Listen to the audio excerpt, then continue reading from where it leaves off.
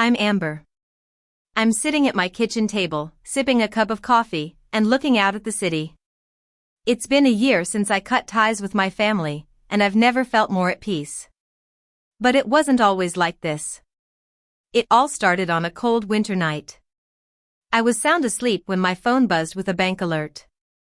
I groggily reached for it and saw the notification, minus $45,678. 23. My heart dropped. I sat straight up in bed, my eyes wide with shock. I stared at the number, hoping it was a mistake. But it wasn't. The money was gone. I called my dad right away. He answered on speakerphone, and I could hear my mom laughing in the background. It was as if nothing was wrong. "Dad, there's something wrong with my account.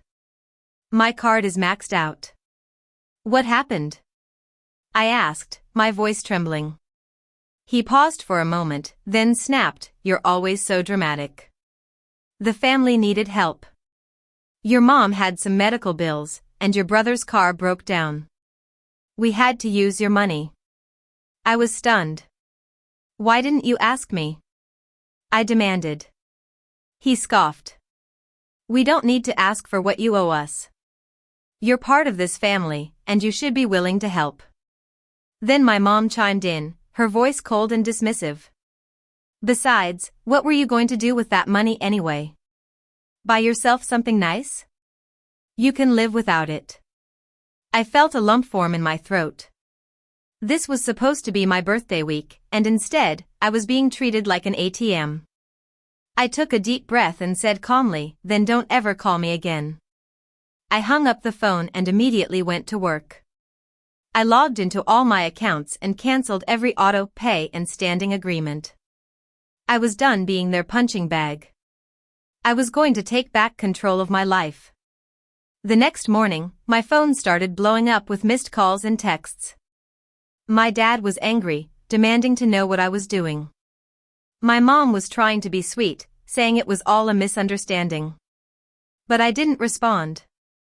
I was too busy freezing my credit, changing my passwords, and severing all financial ties with them. They thought I was just being generous, but I was the one in control. I was the co-signer on many of their loans, and I had the power to cut them off. And that's exactly what I did. The mortgage on their house? Cancelled. The car loan? Repossessed. Their student loans? Frozen. By Friday, they showed up at my door. My dad was red-faced and pacing, while my mom was fake crying. They banged on the door and shouted, "Amber, you're ruining everything. We trusted you. How could you do this to your own family?" I sat on the couch, sipping coffee from a mug they'd given me years ago. It said, "Best daughter ever." I just let them scream. Their words were empty because they had never shown me real respect. After they left, I sent the final email to my lawyer. I revoked the power of attorney and dissolved all financial ties. I even canceled the family phone plan, the streaming services I'd been paying for, and the utilities in my name. That afternoon, my mom posted a cryptic status on Facebook. "It's always the ones you love most who hurt you the deepest." Her friends flooded the comments, saying I was ungrateful and that I owed them everything. But I knew the truth. I had given them everything, and they had taken it for granted. I changed my phone number that night and left a voicemail. "You chose your comfort over my trust. You broke what I spent a lifetime building. So now you can rebuild without me." Then I blocked every contact. It was a silent victory. The silence that followed was like a breath of fresh air. A few days later, I got a text from my cousin Lily. "Did you really shut off the gas at your parents' place? It's freezing there." I replied, "I didn't shut it off. I just stopped paying for it." There was no reply, and that silence was louder than any argument. My mom sent an email from a burner address, saying, "We didn't raise you to be like this." But I didn't open it. I knew what they didn't understand. They had raised me to believe that love was conditional, that my worth was measured by what I could give. I started therapy that month. My therapist asked me when I first felt responsible for my parents. I answered without hesitation, when I was 14 and my mom was crying because she couldn't pay the rent. So I got a job at a local grocery store after school. That was the moment I realized I was the one taking care of them, not the other way around. As time went on, the family group chat was renamed without me. Lily sent me screenshots of the conversations, where they called me heartless and said I had forgotten where I came from. But I remembered. I remembered the eviction notices on the door, the times my dad borrowed money and never paid it back, and the fake smiles when they needed something from me.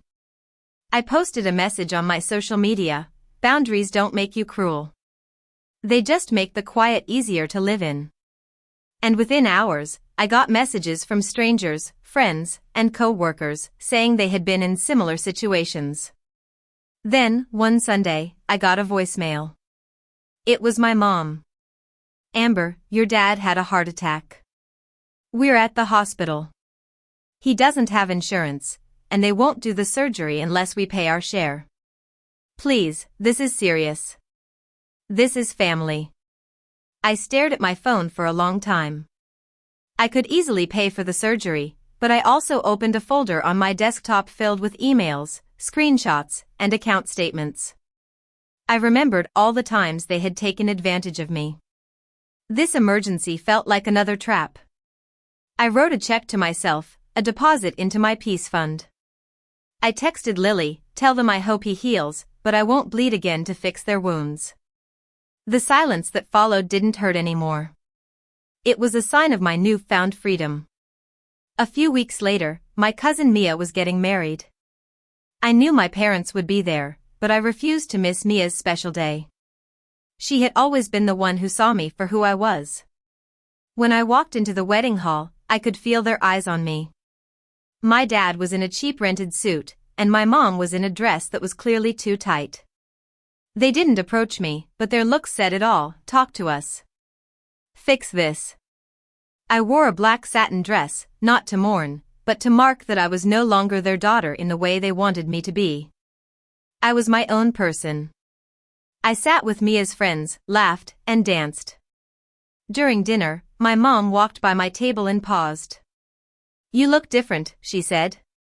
I met her eyes. "I am." She opened her mouth to say something, but I held up my hand.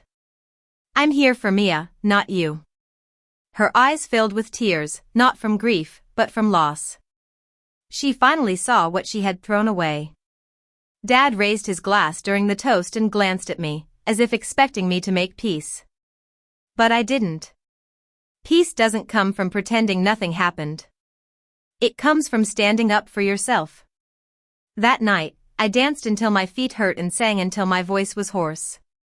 I left without saying goodbye. When I got home, I took one last thing off auto pay. It was the last tie to my childhood. It's been a year since that night. The guilt that used to consume me is now just a faint memory. I've built a new life for myself.